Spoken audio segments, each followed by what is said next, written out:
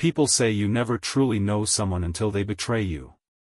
I used to think that was just a dramatic saying until I learned the truth about Sylvia. My wife was beautiful, intelligent, and charming, the kind of woman who could walk into a room and have everyone's attention within seconds. It was part of what drew me to her, part of what made me feel lucky to be the man she chose, but now, I realize she wasn't just charming, she was calculating. For 10 years, I thought we had a good marriage. 7 of those, I proudly called her my wife. Sure, we had our problems, what couple doesn't? But I never doubted that we were in this together. Then, little things started to change. Sylvia became more distant, distracted. She started spending more time at town events, more time with politicians, more time with one man in particular, Mayor Gregory Langston. At first, I told myself it was all in my head. That she was just invested in her community work, that the late nights and the whispered phone calls meant nothing, but deep down, I knew that I just didn't want to admit it. And when the truth finally came out, it was worse than I could have ever imagined. Looking back, I wonder if I ever really knew Sylvia at all. Maybe she had always been this way, deceptive, selfish, driven by something I could never satisfy.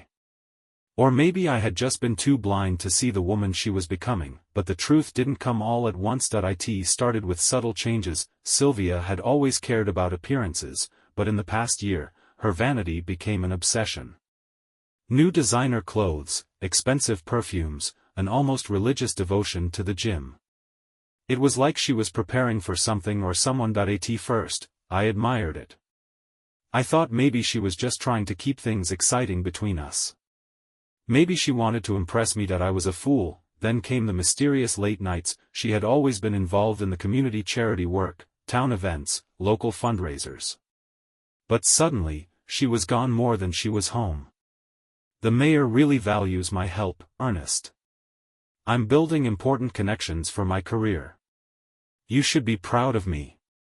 The first time she said it, I believed her. The 10th time, I started to wonder, and the 20th time, I knew something was wrong. I remember the night everything shifted. Sylvia had gone to a fundraiser dinner at a high-end restaurant in town. She kissed me goodbye, looking more excited than she had in months, dressed in a way that felt too polished, too seductive for a simple charity event. She promised she wouldn't be late. At midnight, I was still waiting. By 2 a.m., she still hadn't come home. Her phone went straight to voicemail. Not a single message. Not a single excuse. That was when I felt it, the gut-wrenching certainty that something wasn't right. I was sitting on the couch, debating whether to drive to the restaurant, when my phone rang. Not Sylvia. My friend Mark. I frowned and answered. Mark? There was hesitation on the other end. Then, a quiet, almost pained voice. Ernest. I need to tell you something. But you're not going to like it. My stomach dropped. Just say it. Mark exhaled. I saw Sylvia tonight. At the mayor's hotel suite. The room spun. What? I said, gripping the phone. She wasn't alone. A pause. And Ernest, she wasn't there for politics. Silence. That I felt like I had been punched in the gut, because suddenly, everything made sense. The late nights. The new clothes. The whispers on her phone. The way she suddenly stopped needing me. Sylvia wasn't just working with the mayor, she was sleeping with him, and I was the last person to know that. I sat there, gripping the phone so tightly I thought it might break. Mark's words echoed in my head. She wasn't alone. She wasn't there for politics. That I wanted to deny it, to call him a liar, to tell myself he was mistaken. But deep down, I knew he wasn't. Ernest? Mark's voice came again, softer this time. You still there? I swallowed hard. My throat felt dry. Yeah, I managed. You're sure it was her? A heavy sigh. I saw her walk in with him, Ernest. And she wasn't looking over campaign notes. My chest tightened. Sylvia. My wife.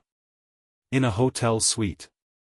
With the mayor. I had suspected something for weeks, but this?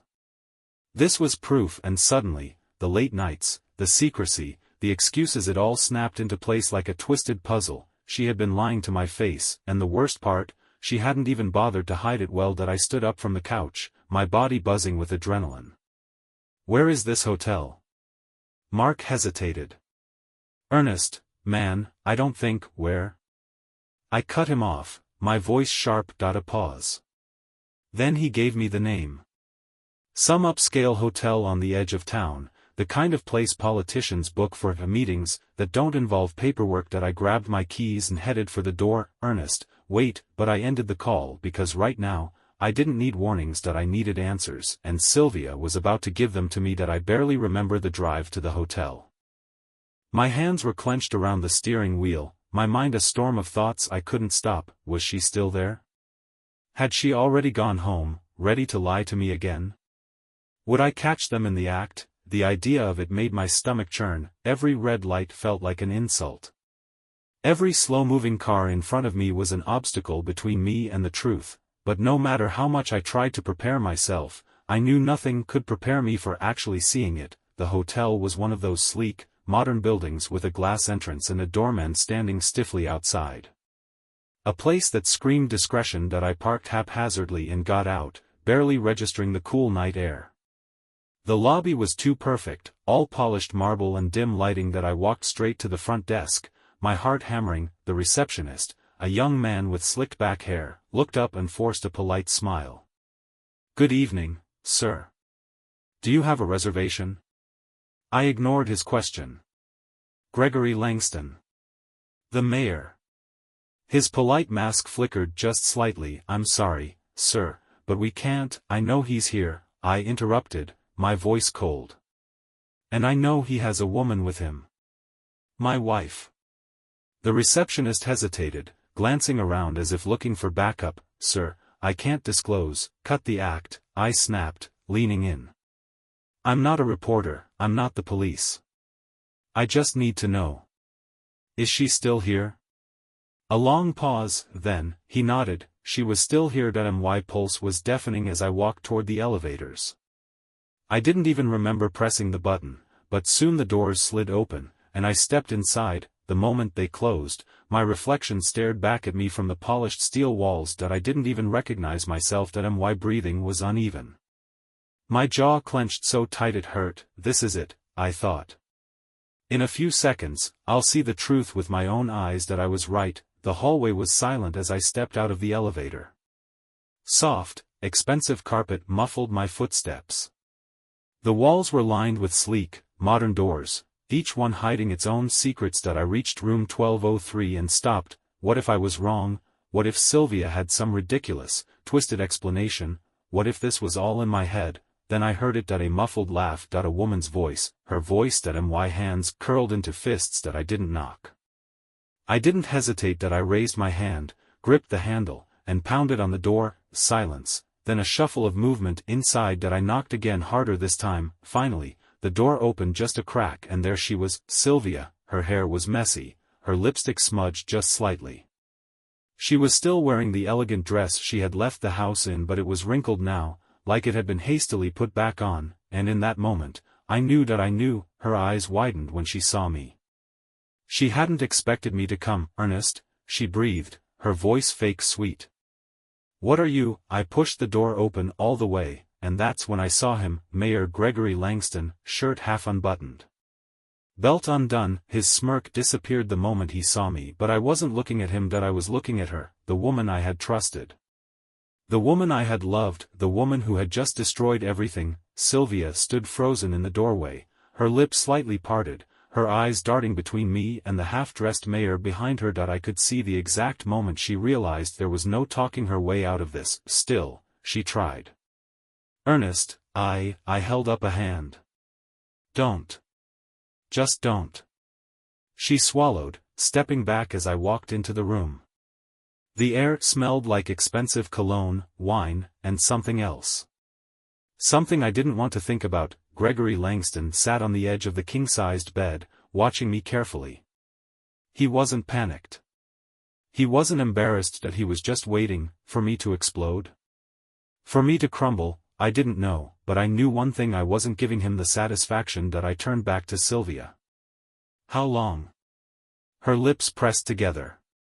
"Ernest, let's just, how long?" My voice was low, dangerous. A pause. Then, in the smallest voice, she whispered, 6 months. I let out a short, bitter laugh. 6 months? I repeated. That's funny. Because I was suspicious a year ago. Her face paled. You weren't supposed to find out like this, she mumbled. That I let out another sharp, humorless laugh. Oh? And how was I supposed to find out, Sylvia? Were you going to leave me?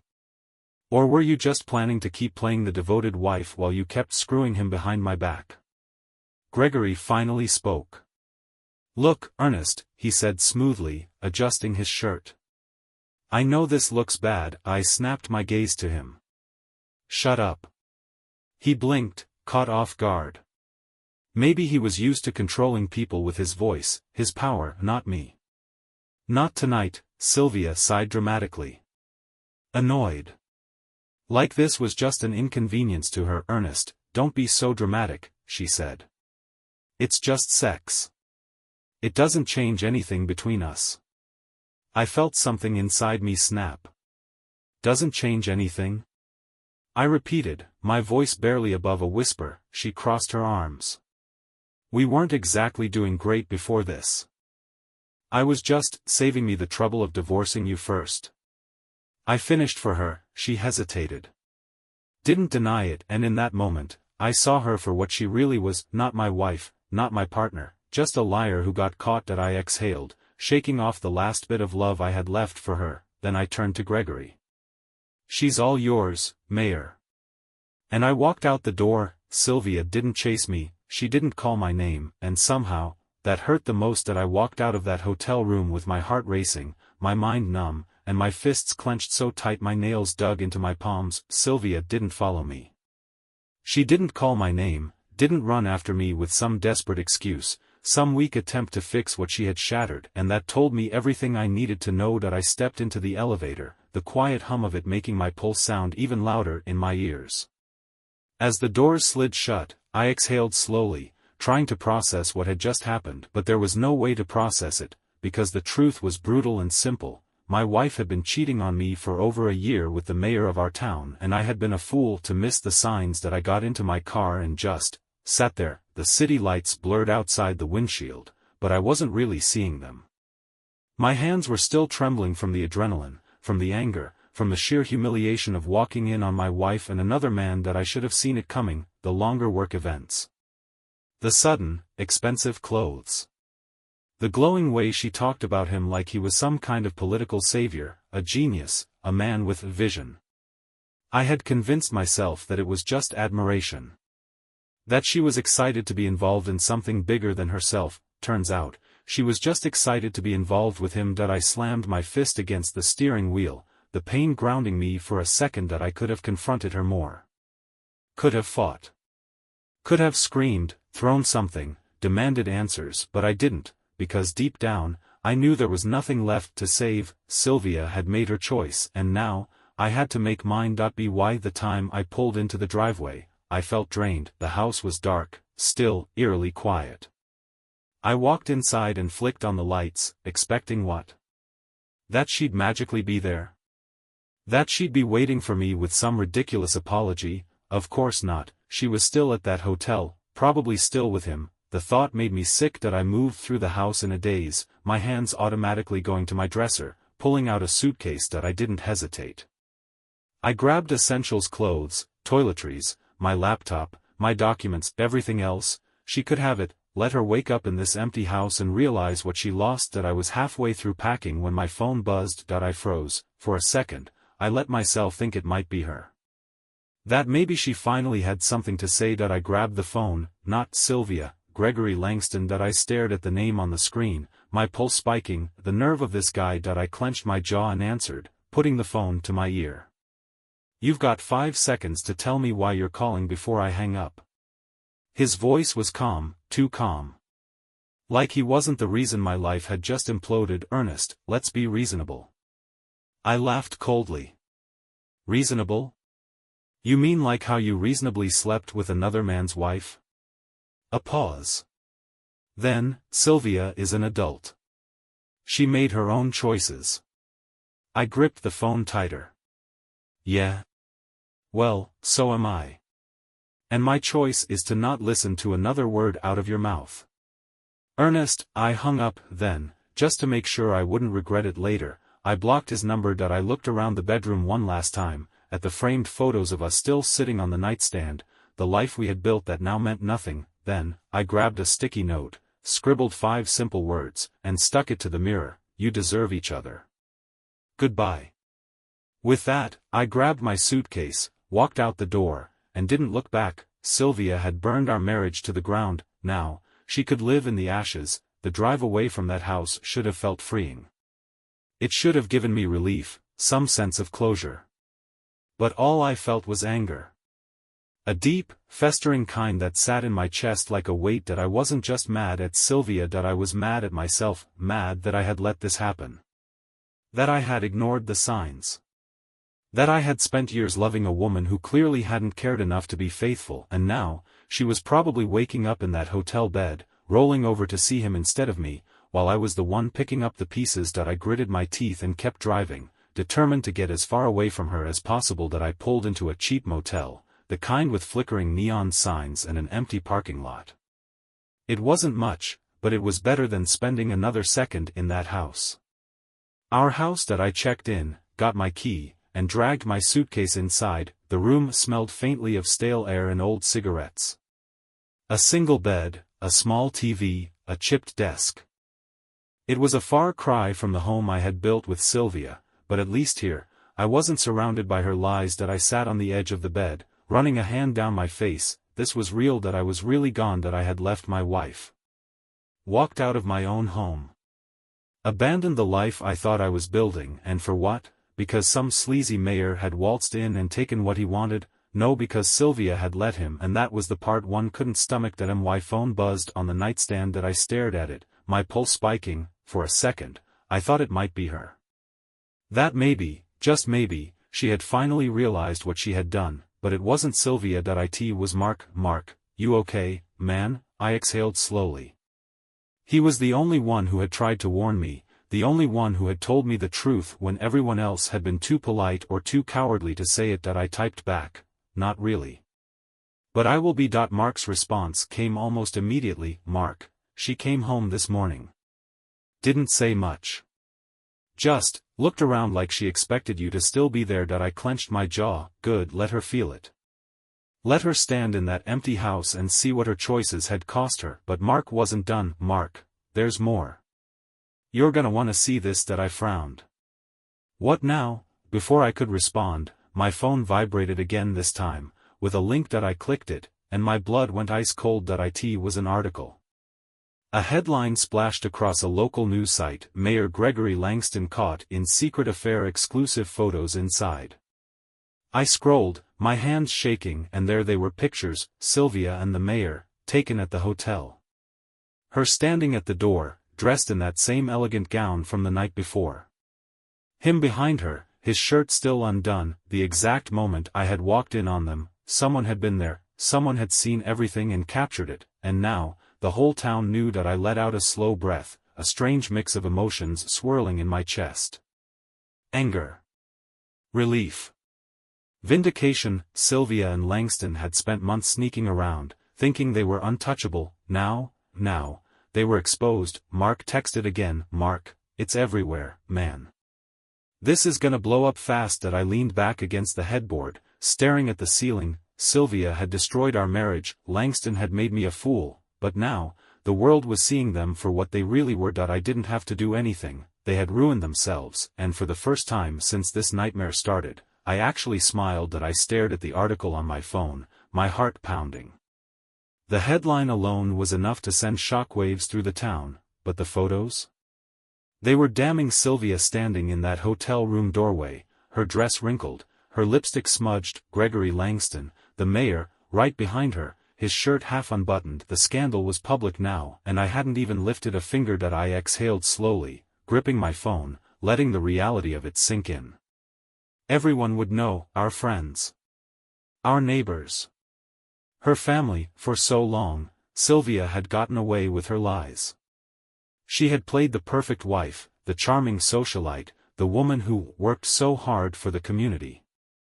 Now, she was nothing more than a headline in a scandal. Before I could even fully process what was happening, my phone started vibrating again, call after call, first from numbers I didn't recognize, probably reporters, then from Sylvia. I let it ring. I wasn't ready to hear her voice. Then, a text popped up, Sylvia, Ernest. We need to talk. Please. I ignored it. The next message came seconds later, Sylvia, where are you?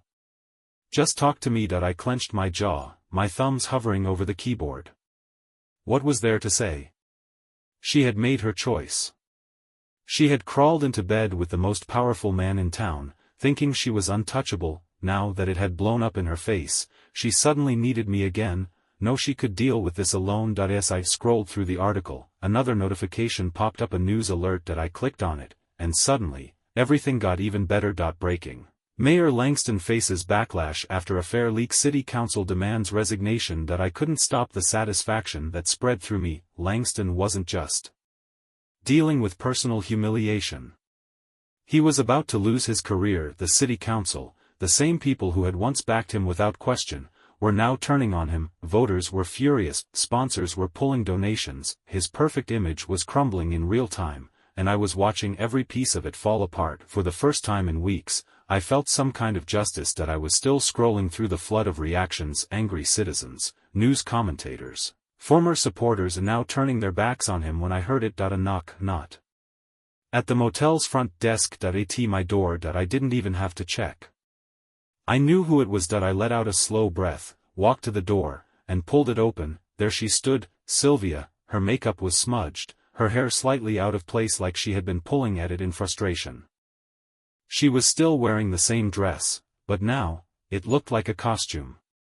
Like the disguise had finally cracked. Her eyes were wide, frantic. Not just sad, panicked. Ernest, she breathed. We need to talk. I crossed my arms, blocking the doorway. About what? How you lied to me for months. How you made me look like a fool. Or about how the whole damn town knows what you did now. She flinched, wrapping her arms around herself. I didn't mean for it to happen like this. I laughed, but it wasn't humor.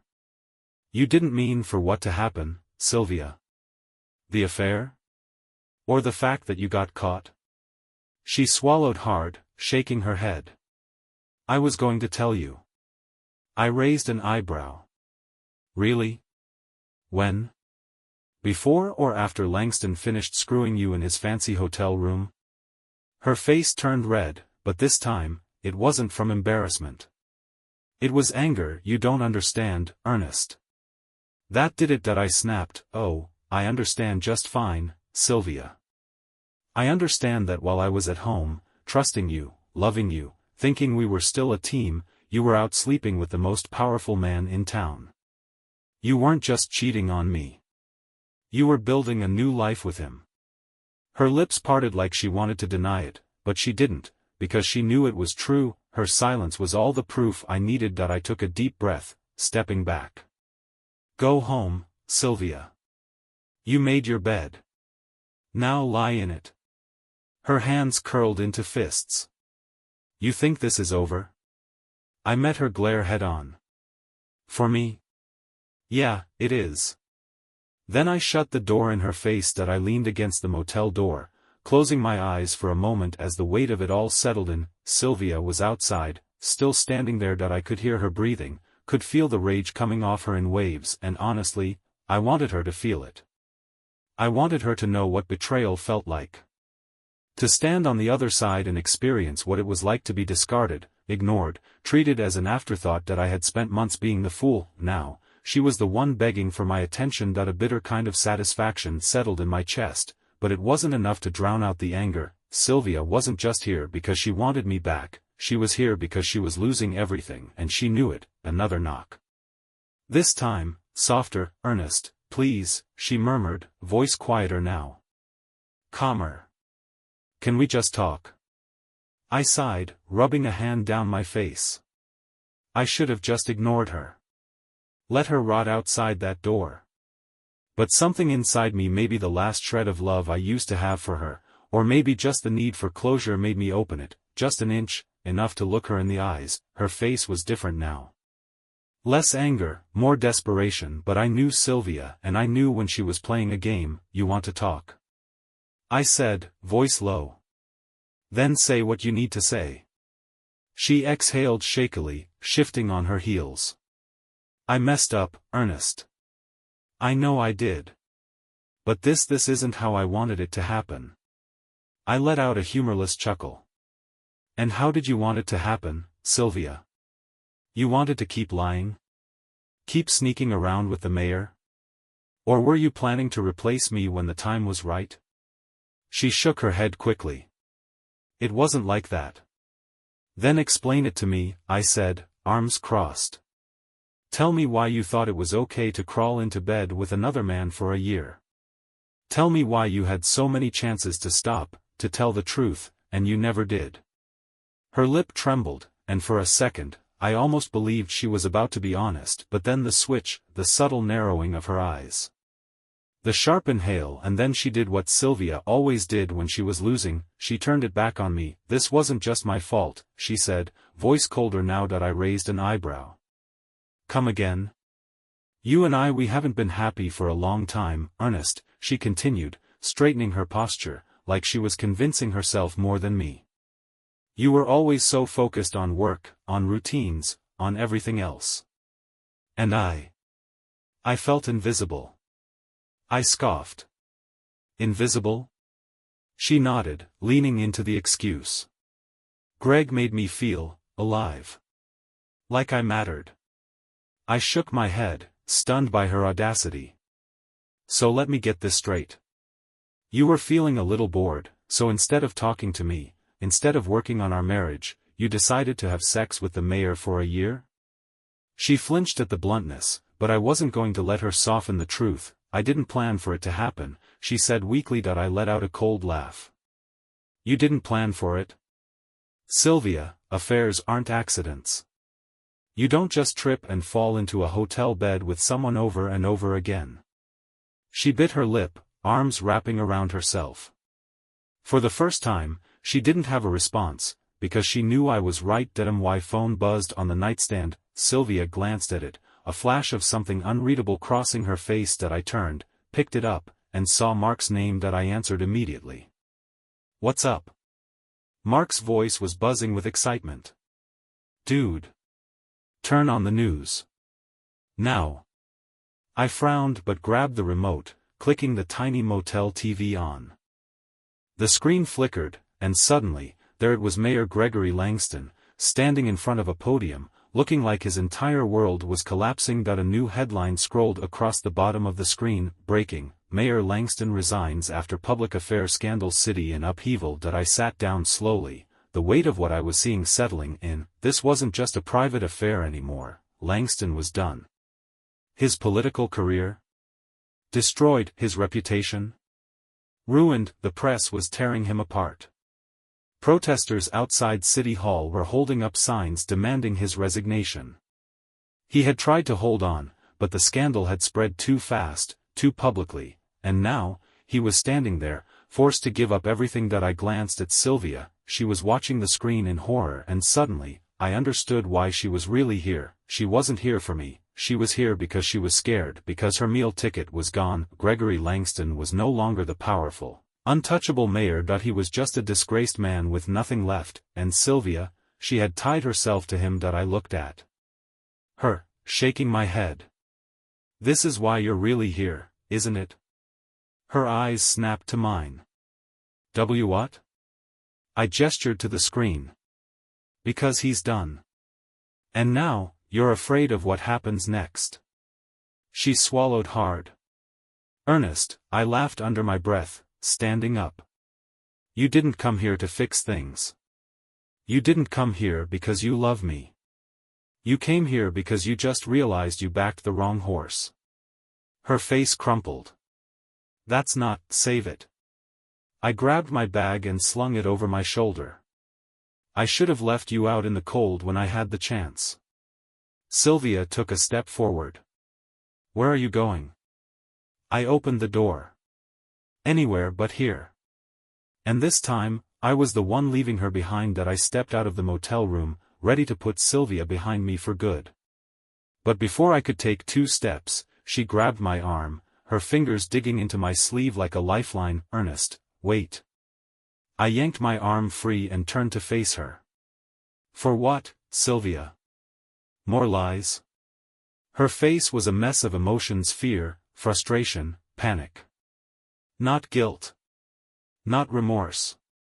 Just the realization that her world was falling apart, and she had no safety net left. "I just need to explain," she stammered. That I crossed my arms. "Explain what?" "That you threw away our marriage for a man who just got publicly humiliated on national television?" Her jaw tightened. "It wasn't just about him, Ernest. It was about me. About what I needed." I let out a humorless laugh. "And what did you need, Sylvia? Expensive dinners? A man with power? A thrill?" She swallowed hard. That I scoffed. "That's what I thought." She bit her lip, then glanced around, as if afraid someone might overhear. Then, in a hushed voice, she admitted, "I thought he was going to leave his wife for me." I blinked, then I laughed. A deep, cold laugh that came from months of bottled-up anger finally breaking loose. "You actually thought Gregory Langston was going to leave his wife for you?" I shook my head, barely believing what I was hearing. "Wow, Sylvia. You really are delusional." Her face turned red, but she didn't deny it. "How long were you waiting, huh?" I pressed. "How many times did he tell you he just needed a little more time?" She crossed her arms. "It wasn't like that." "Oh, but it was." I smirked. "You weren't just his mistress, you were his backup plan. And now? You're nothing to him." Sylvia's breath hitched, but I could see it, the truth finally sinking in. Gregory Langston had used her. Just like she had used me. She shook her head. "Ernest, I know I messed up. I lost myself. I didn't mean for it to go this far." I tilted my head. "Didn't mean for what? The affair? The lies? The fact that the whole town now knows you're a homewrecker?" Her face twisted. "You don't have to be so cruel." I exhaled sharply. "Cruel?" I stepped closer, lowering my voice. "You cheated on me for over a year, lied to my face, made me feel like I was losing my mind. And now you want mercy?" Her lips trembled. I need to know if we can fix this." I stared at her, barely able to process the sheer audacity of that question. "Fix this, after everything?" I shook my head. "No, Sylvia. There's nothing left to fix." Her eyes flickered with something realization that I wasn't going to be her second choice. I wasn't going to be the man she settled for because her first option fell through, and for once, she couldn't talk her way out of it. That I turned, opening my car door. Sylvia stepped forward. "Where will you go?" I looked at her one last time. "Anywhere but here." She reached out as if to stop me, but I got in the car, started the engine, and pulled away. That I watched her in the rearview mirror standing in the motel parking lot, small, defeated, alone, and for the first time since this nightmare started, I felt free. As I drove away from the motel, a strange sense of weightlessness settled in my chest. It wasn't happiness, not yet, but it was something close to relief. For months, I had been drowning in doubt, questioning every little thing about my marriage. I had lost sleep, peace, and trust. Now, I had nothing left to lose, and that meant I could finally start over. I didn't know where I was going, but I knew exactly where I wasn't going: back to Sylvia. I checked into a different motel far from the one Sylvia had tracked me down at. The room was cheap, barely more than a bed and a lamp, but it was mine. No reminders of her. No traces of the life we built that had turned into a lie, just me. I took a long shower, letting the water wash away the last of her touch, her lies, her betrayal. By the time I collapsed onto the bed, exhaustion finally hit me. For the first time in months, I fell asleep without worrying about what Sylvia was doing behind my back, and that was a win. I woke up to dozens of missed calls and messages. Most were from unknown numbers, reporters, probably. The scandal had exploded, and since I was the humiliated husband, they wanted a statement. Too bad they weren't getting one. Then there was Sylvia. Her name popped up again and again in my messages. Sylvia, Ernest, please just talk to me. Sylvia, can we meet? I just need to explain. Sylvia, I still love you. That has never changed. I stared at that last one for a long time, then I deleted it. I needed air. Needed to be somewhere that wasn't a motel room. I found a small cafe, the kind with real coffee instead of motel sludge, and settled into a corner table. The weight of everything still sat on my shoulders, but it was lighter now. Then, just as I was about to take my first sip, someone slid into the seat across from me. I looked up. Mark. He gave me a look somewhere between relief and amusement. So, he said, stirring his coffee, how does it feel knowing the entire town is talking about you? I exhaled. I don't care what they say. Mark smirked. Good answer. Because they're saying a lot. I shook my head, sipping my coffee. And Sylvia? Mark's expression darkened. She's playing damage control. Trying to spin the story. Word is, she's claiming it wasn't serious. That she made a mistake. I scoffed. A mistake? Mark nodded. She's telling people she wasn't happy and that she just got caught up in something she couldn't get out of. I let out a bitter laugh. She had a year to get out of it. She stayed because she wanted to. Mark leaned back. Exactly. But hey, people are turning on her. Fast.